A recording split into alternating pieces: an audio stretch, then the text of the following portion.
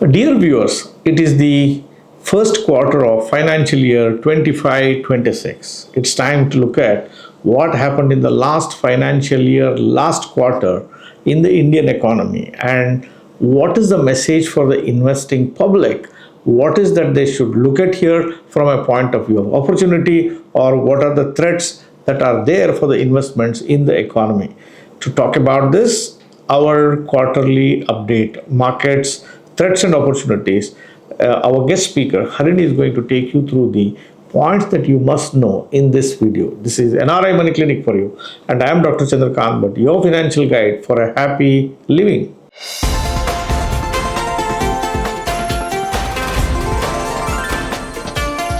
NRI Money Clinic. No hype, just the right advice. Dear viewers, to take you through the scorecard of the Indian stock markets in the last quarter of financial year 24-25, the guest speaker today is Miss Harini Dedhia.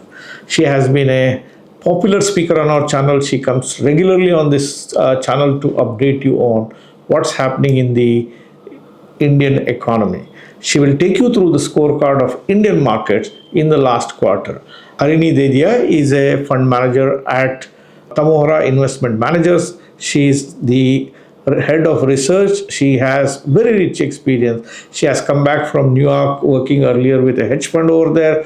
Then she worked at multiple places in India, and currently she is working as head of research as well as a fund manager at Tamohara Investment Managers. Welcome to this episode, Harini. It's over to you to take you through what you observed in the Indian stock market and your perspectives of how future is likely to unfold. Over to you, Harini. Good evening, Dr. Bhatt, and thank you so much for that kind introduction. It's actually a very interesting time to be doing this, and perhaps probably the most pertinent time to be doing this activity where we review, what has happened in the last 3 months and what we are really expecting to do going forward, and how we are sort of positioning ourselves, for positioning our portfolios going forward. It's really a pertinent time to really figure out how we're positioning ourselves going forward, how we are reading into the situation today. And this is one of those times where I feel like actually giving out the punchline beforehand is probably required, because we feel that people are operating, too much on the spectrum of fear today. And the punchline that we have today is that we're buying, right? So that's the punchline, and we'll come to discuss why. And this is something that we had in fact spoken about in our previous call as well, that we would be probably looking to buy in Feb to May, and I think that's not really changed for us. So, discussion of the market outlook, what has happened in the last 3 months, and how we are thinking of things going forward. So, since we spoke last, markets have been rather too interesting. And by too interesting, I mean they've been gut-churning interesting. I think we've had some of the most dramatic one-day moves that we've seen. This would, of course, be reflected in the surge in the volatility index as well. The US markets on an average are down about 15%. They've recovered a little bit last week, but they're down 15%. Of course, the damage in the 7 leaders of the US market has been a lot more than, in the tail. We've seen, in fact, tech taking the heaviest beating since President Trump took office. And financials, and in fact, in the US have done well. But the Indian markets, or markets across the world, have not been insulated from this. So decoupling is not something that really works. And that's something that we've been talking about, saying that, hey, India can survive just on domestic flows and FIIs don't matter, or we have decoupled from the American markets. No, none of that works. If the American equity market takes a hit, everybody almost takes a hit along with it. It is 60% of world's market cap today. And, when fund managers face trouble there and there is redemption pressure there, everybody sees, the pressure of it across the world. So Indian markets have not been insulated. We've seen a correction from peak to trough of about 16%, currently probably around 13-14% into it. But what has been interesting, and something that we called out last time in the macros, has been the surge in US 10-years, telling you that something was broken, that something is about to happen. And even while markets were making all-time high, It is this treasury yield that had given us an indication that something's not right, and something continues to not be right. I think US 10-year continues to inch upwards, which is why our belief that, USD at some point will give up being safe currency. And I think that has started to play out, where we've started to see the strength in dollar breaking down. INR USD has started to cool off. We had gone up to almost 88 rupees to the dollar. And we're starting to see that trend reversing. And we'll speak about why we believe that the worst in INR depreciation is behind us in the medium term. Gold continues to be the only asset class that keeps on rallying and making new highs. And that also tells you something. There is a clear flight to safety, and safety no longer means the US dollar. So we're definitely in interesting times. So with all of this, why are we really talking of buying? Since I've delivered the punchline, I'll come to the conclusion later on. But let's really understand what has happened, and why markets have taken beating in the last 3-4 months. I think globally there is no doubt there's a lot of uncertainty because of Trump's tariff announcements. Allocation to other EMs has started making a lot more sense, or had started making a lot more sense, especially given the valuation difference. India was overvalued. There was no two doubts about that. Of course, with Trump's recent announcements where China sort of gets the worst of the tariff announcements, I think, again, countries like India relatively have started to look okay, especially after the 16% correction that we've seen in large cap stocks. So even deeper correction in the small and mid cap. I think the median stock in the Indian market today has corrected by about 37-38%. Domestically, we've seen earnings slowdown. We've seen RBI has induced an earnings slowdown almost by very, very low credit growth. There was a lot of fresh paper, so primary sales happening, promoters selling their stake, or uh, primary capital being raised, which is absorbing all the domestic inflow that was happening.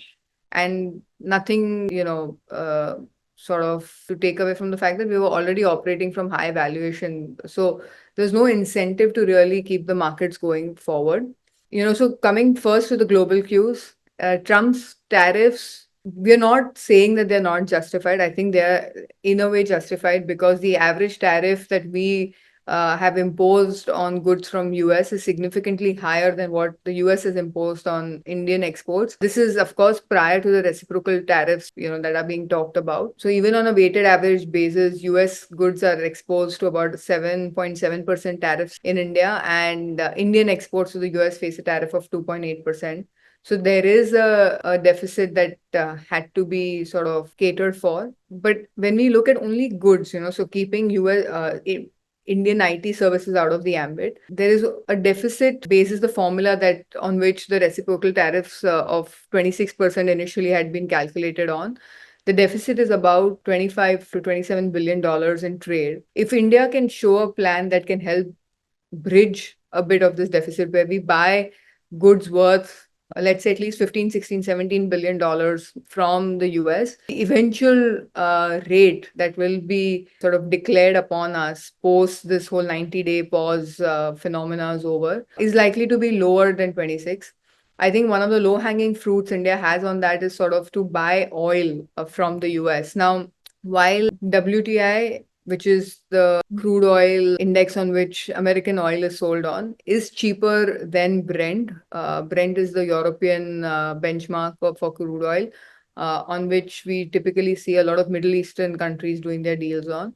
Of course, the transportation cost of WTI is higher. So on an average, American crude comes up to be about 4 to 5% higher price than crude that India would buy from the Middle East, despite WTI being cheaper than Brent. But given all this uncertainty and therefore the talk of recession, etc., we've seen crude oil prices correct significantly from $71 or to $61.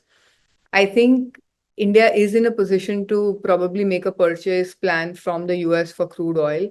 Our pump prices haven't gone anywhere. In fact, we've kept on increasing excise duty. So we are going to be able to fund this, 4-5 percentage point higher price of crude oil, because there's anyways been a 15-16% correction in the price. So I think if India can make a purchase plan of about 15 to 17 billion dollars, of which crude would be a significant part of it. And then there would be some other chunky imports that we could do, perhaps autos, perhaps plan to eventually buy defense goods from the US. I think we would be able to get the tariff, eventual reciprocal tariff rate much lower than the 26% post this pause. So currently, while the tariffs are justified, they can hamper growth. I think what our concern is not the eventual tariff rate. I think we will be able to manage that pretty well, definitely much better than some of the other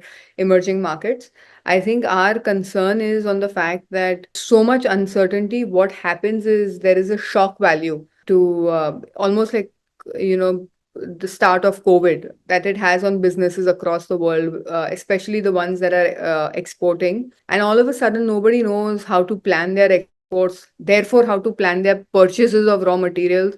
And everything starts slowing down because of that until people can figure out how everything will plan out. So, businesses don't like uncertainty. They can handle bad news as long as they know that this is the end of the bad news, right? So if you see, when did our markets really bottom out in COVID? Is the day we announced the lockdown, because now you the parameters within which you have to play are defined, right? So the problem over here is that the parameters are still not getting defined. We still don't know where we will eventually end up with the reciprocal tariffs. Of course, the 90-day pause gives us some breathing space.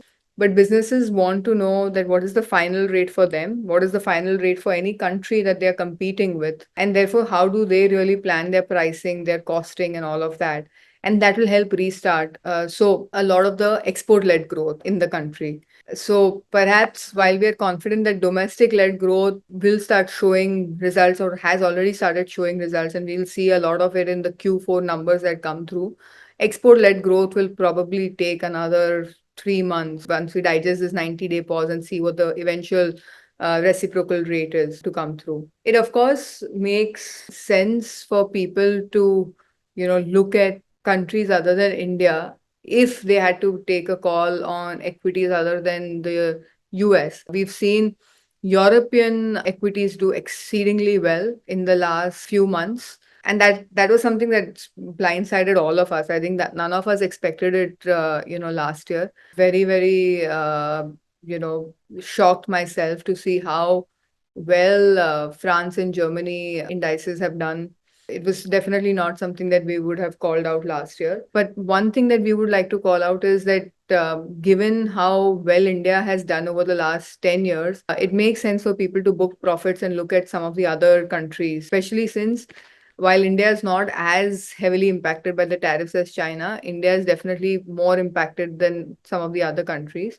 One example in that I would highlight would be Brazil, right? Where earnings growth expectation for this calendar year is 17.5%.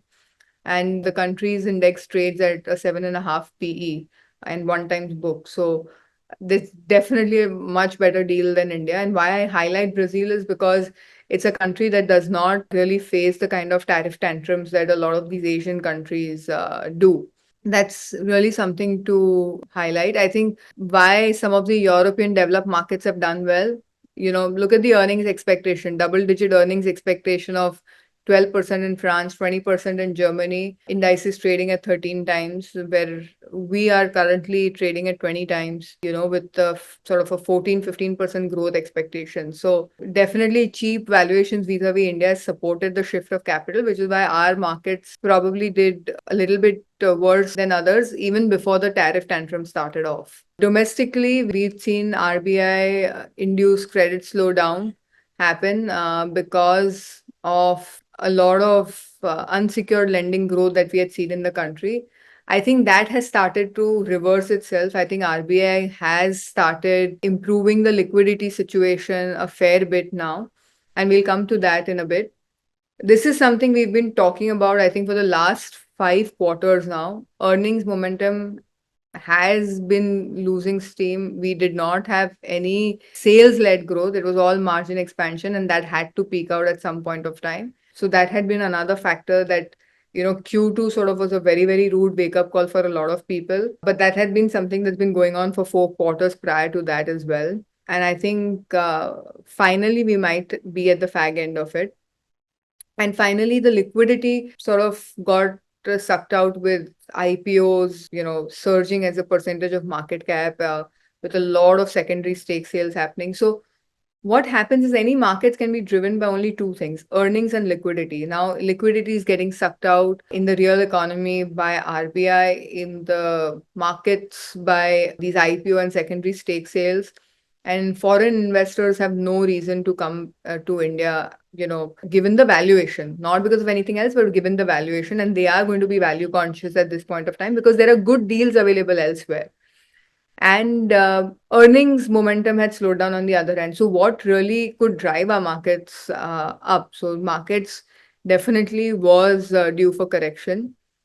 And statistically speaking, every 5 years we've seen a 20% correction in all major markets like US, UK, India, Taiwan. So we hadn't seen one since March 2020, which was the onset of COVID. So a 20% correction was par for the course, and 16% from peak to trough has already been done. So maybe at most another 4-5%. So Nifty 21,000 would probably be where, we would, of course, lock, stock, barrel start investing. But we've already started buying at these prices because the last 4-5% juice, you really can't time it. It may not come through. So we are very comfortable starting to buy very aggressively now.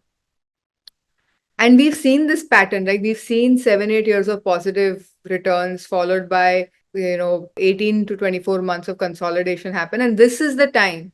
The last time we saw this was, 2015-16. Prior to that, we saw a flash correction in COVID. So prior to the flash correction in COVID, sorry, we saw this happening in 15-16. But that's a great time for active managers, right? Because individual companies could still be doing very well. And there are these few companies that do well. And then eventually, when the results come through, all the capital starts flowing there because the broad markets are still not performing the way they should. Where our opinion differs than others. I think everybody still thinks that there's a lot more correction and pain left in small and mid caps. They're definitely expensive, but they're not in bubble zone. For small and mid caps to really, you know, crash out from these levels, you would have to have a lot of corporate leverage in the system. You would have to have companies going bust, and we don't really see that happening. I think corporate leverage is probably, especially in small and mid cap and micro cap companies, is probably the lowest it has ever been. So we don't really see that playing out, right? You can see a lot more time correction now with these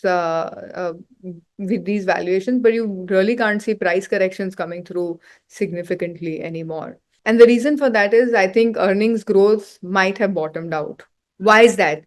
Because macros have started improving. RBI has cut interest rates. We have seen enhanced measures to start improving liquidity. The pressures that were there on NBFCs and banks on unsecured lending, we've seen some of that starting to reverse. Oil prices, which were benign, have become even more benign. So that's a great thing for India. There's an income tax cut that was announced, a personal income tax cut that was announced in the budget in February 2025, which should start showing impact this fiscal onwards. So essentially, anybody with an income of up to 12 lakhs in India does not have to pay tax. So this additional 1 lakh rupees that people end up saving, assuming your income was at 12 lakhs, that will essentially all show up in domestic consumption. GST numbers are stable. In fact, the e-way bills, which is the sort of the number that we track to understand how internal trade is sort of moving on. We've seen a surge in that in the month of March. So definitely domestically, at least the month of March has been very, very good for companies. And that happens every year. I'm not saying this is a phenomena this year alone, because everybody has to meet their targets at the end of the financial year. So everybody rushes to get work done in the month of March. But there has been very good growth year on year as well. So over last March as well. So we're expecting domestic numbers to be very, very good compared to expectation. We're not saying that it's very, very good in absolute terms, but definitely compared to expectations, because Q2 and Q3 was so weak, where people are going into Q4 result season expecting much lesser. And I feel at least domestic numbers are going to surprise us in a good way this time around. And finally, the FIIs have made a comeback, but not in the equity markets. They've made a comeback in the debt markets. In tumultuous times is when you see the stronger guys buying, right? So FIIs have started buying, which also tells us that the worst phase of INR depreciation is behind us. But it also sort of gives us an indication that now they do find some at least income assets in India that are worth looking at. And at some point, they will start buying equity assets as well once the whole tariff tantrum stabilizes. Where we probably seen a little more confidence on the currency come through. They'll definitely start looking at equity again, maybe another 3 months from today. But I think that is something that's going to happen. I definitely don't, buy this mindset that a lot of, industry stalwarts keep on peddling that, oh, FIIs will come back at peaks. They never come back at peaks. They almost always come at bottoms. So I think FII buying will come through. It will come through in the next 2-3 months. But, if we see a Nifty of 21,000, it's definitely coming through at that point of time. But it'll start coming through probably before that as well. And it always first starts with debt. So we've seen debt inflows come through, and we will see equity inflows coming through as well. Large caps are definitely in a value zone now. I think one thing to really highlight is you can't really just compare the P of the index to what it was 10 years back and say, hey, this is why the index is still expensive or still fairly valued, because stocks that are coming into the index, right? They're like Zomato and Geo Financial, you know, companies where there's hardly any earnings yet. And the stocks that are going out, are like maybe a BPCL, right? Where valuations are very, very low. So the incoming median PE into the index is 60. The outgoing median PE is 10. So of course, the index PE looks inflated to that extent. On a like-to-like basis, if we sort of adjust for that, assuming whatever stocks we had in 2018, those are the stocks that are there till date, the index is actually 8 to 10% cheaper than what it is currently showing as its PE. So if it's, let's say, 18, it was actually operating now at 16 PE. Sort of if we remove all these new age inclusions from the index. So I think the discount in large caps is there. It is not fairly valued anymore. It is definitely at a decent discount to even their 10-year sort of trend. So with all of this, before we get into the individual sectors, I think our call that we had sort of given last quarter was that, whenever the government shuts off tap, it takes time for it to show impact, which it did. The government switched on the tap in around October, November. RBI also has eased liquidity in the system, which we've seen given that the M2 has seen a bit of a step up. All of this will start showing impact, at least in the domestic companies or domestic consumption facing companies, and all companies therefore linked to that, this result season onwards, right? Because it takes 2-3 months for it to show impact. So if this has all started happening in October, November, December, we should expect that by Feb, March, the wheels would start turning. Now, it would have ideally also shown results in some of the export oriented companies had it not been for the tariff tantrums. And I do believe that eventually we will end up at a place where India is definitely going to be relatively better off than the others. But that does not take away from the fact that in the short term, it induces a lot of pain for businesses because they're just shell shocked, right? And when you're shell shocked, you don't know how to react. So you don't know what you're budgeting. Therefore, you don't know what you're purchasing. Therefore, you don't know what credit lines to draw upon. And so all of that just induces slowdown in the system. Once that cycle sort of gets restarted, I think you will definitely see things moving along. And I also think it is folly to sort of believe these WhatsApp forwards that say, hey, US and India trade is only 2% of GDP, the goods trade. So it doesn't really matter that much. I think that's not how this works. I think it's a system where everybody is linked. So if US stops buying from China, what is to say that China is not going to start dumping in the rest of the world? Therefore, our ability to sell to, let's say, European customers gets hindered or something like that. So you really cannot just, make such a linear, one look sort of analysis and say, this is probably the extent of the impact. I think it will take another 2-3 months for this to show its face. And probably at that point of time, we'll be better placed. So today, as an analyst, even I can't really comment and say that this is going to be the level of impact. All I know is, you know, businesses will start seeing a little more clarity in the next 2-3 months, and probably that's when, uh, you know, uh, as the rules of the game are defined again, they will start, growing again. So, with that sort of macro outlook, we're looking to buy. This is what we had highlighted last time around. Two things. There's a box that I've drawn around capital goods and chemicals. The reason for that is we are pausing our outlook over here simply for the reason that we've highlighted, that export oriented companies would not be making any quick decisions right now. So for the next 3 months at least, we will see any capex that has been planned will be kept on hold by them.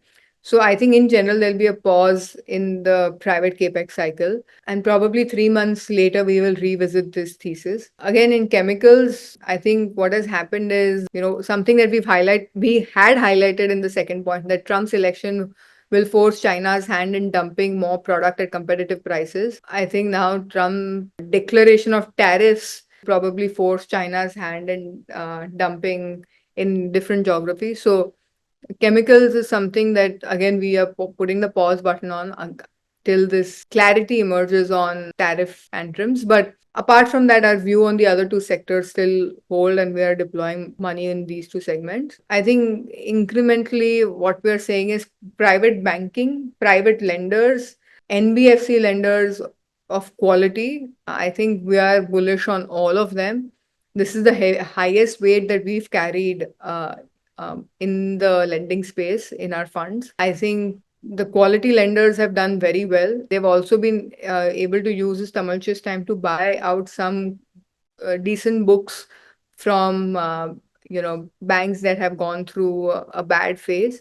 So in general, I think rising M2 will result in credit growth, and good lenders will see sort of tailwind from that, and valuations are terribly in favor for this segment. It's the only segment at large that operates much below their pre-COVID levels. We are also quite positive now on the agri space. I think good Kharif followed by good Rabi, we've just celebrated Baisakhi, has resulted in rural income picking up. Of course, there's been a tailwind of state governments giving out a lot of scheme-led money to induce favorable election outcomes. That has also sort of helped rural income. And I think easing credit norms, rising gold prices, because that is the one asset that, a lot of Indian households have at least a little bit of, if not more. So rising gold prices does create a wealth effect in the rural households, because if nothing else, you can definitely borrow more against that gold.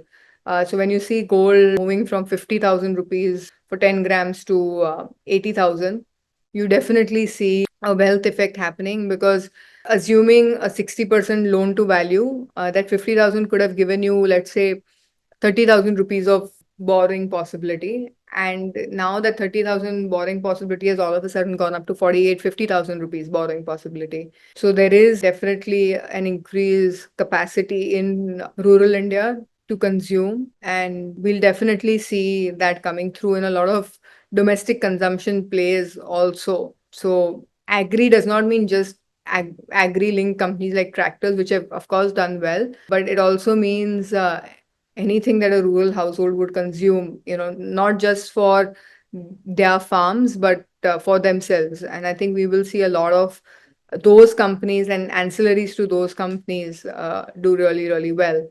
So this is sort of where we would like to leave off this quarter. If I had to summarize, I think domestic companies will surprise in this earnings results itself. So in Q4 earnings results itself, 2 to 3 months more for clarity to emerge for export facing. So probably April and May would be bad for export facing companies, simply because while they have capacity, they're just shocked and unable to sort of take any action or take any decisions. And post that, we will see things really doing well for them on earnings front, perhaps. I think post that we will also start seeing flows from FIIs come through. So I think where we've held our view constant and consistent is that, Feb to May, we were supposed to see a resurgence in earnings. I think we're sort of redefining that to saying Feb to May, we will see resurgence in domestic earnings or domestic consumption linked earnings. April, May will be bad for export oriented companies, unfortunately. We're also now giving a call out on, FII flows returning, saying that once clarity emerges on tariffs and India's relative position in the whole scheme of things, we will see money return again. By that time, definitely confidence on the currency and that the worst of INR depreciation is behind us would have also emerged. And so it is with this thought that we would sort of want to, leave you guys with, because a lot of investor outcome for, especially for NRIs in India, is linked to how the rupee would also behave. So I think we've covered this time around earnings expectations, liquidity expectations, and exchange rate expectations. So I think now the whole picture is sort of getting clearer for us, and which is why we've given out a call for money in our funds as well. It would be great to hear your perspectives as well. So thank you for having me on this channel, Dr. Bhatt, as always, and look forward to seeing where we end up in the next 3 months. Dear viewers, hope the episode done by Harini helped you to understand the finer nuances of Indian stock market and helped you to take that investment decision with full facts and figures and the data to your rescue and guidance. If it helped you to understand the finer points of the Indian stock market, do give me a thumbs up, do share the video, and we are counting on your subscription as well. You watch our videos, sometimes forget to subscribe. Do hit the subscribe button and press the bell icon. Thank you very much for watching this episode on NRI Money Clinic. I shall be back with you with yet another episode with yet another expert next Tuesday. Till then, stay safe. Jai Hind. Press the bell icon for more details and subscribe our channel.